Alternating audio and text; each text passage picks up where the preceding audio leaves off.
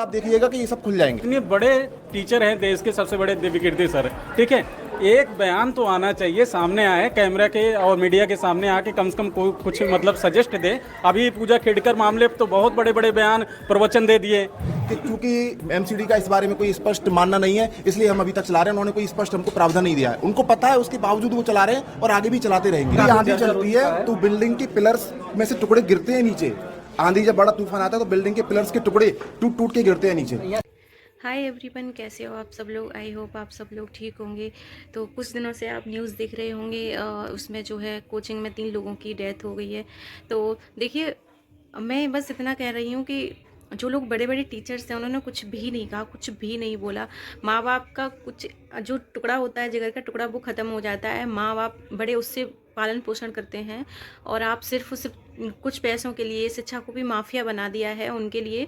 मतलब उन्होंने कोई कुछ भी नहीं बोला है। जैसे दिव्य कीर्ति सर हैं, बड़े बड़े जो लोग हैं, उनका तो बहुत ज़्यादा नाम है, मैं उनकी बहुत ज़्यादा रिस्पेक्ट करती हूँ। उन सर को थोड़ा बहुत तो बोलना चाहिए, उन्होंने कुछ भी नहीं बोला।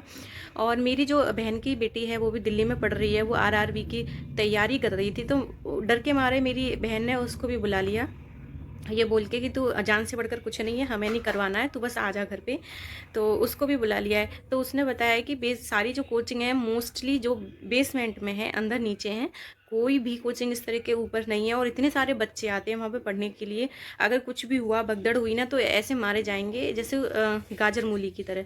तो एक मैं बस इतना कह रही हूँ कि कुछ तो बोलना चाहिए सर को। इतनी बड़ा प्लेटफॉर्म पे वो वैसे भी अपने इंटरव्यू देते हैं, सब कुछ बोलते हैं, अपना जो नज़रिया है वो रखते। उन्होंने कुछ भी नहीं बोला, किसी के बारे में कुछ नहीं बोला। इतना बड़ा आंदोलन हो रहा है, मतलब आप किसी का जो है टुकड़ा है जिगर का, वो चला जाता है, उसके लिए तो आपको खड़ा होना चाहिए, बोलना चाहिए।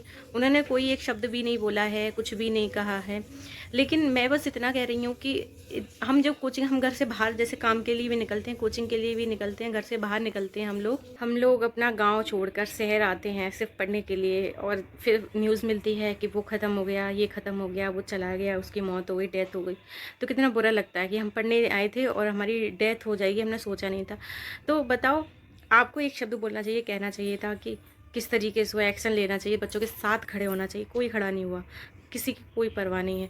मतलब मौत आ जाती है और लोगों को ये हंसी खेल लगता है। जो टीचर्स हैं, वैसे सारे टीचर्स एक साथ हो जाते हैं, कुछ भी करना होता है, लेकिन डेथ हुई है तो आप बच्चों के साथ में खड़े नहीं हुए हो, किसी से कोई कुछ बोला नहीं है। लेकिन मेरा ये मानना है कि एक बार आपको बोलना चाहिए था, कहना चाहिए था। और दिव्य कीर्ति सर की तो कोचिंग ही सील हो गई है, सील कर दी गई है उनकी कोचिंग जो है।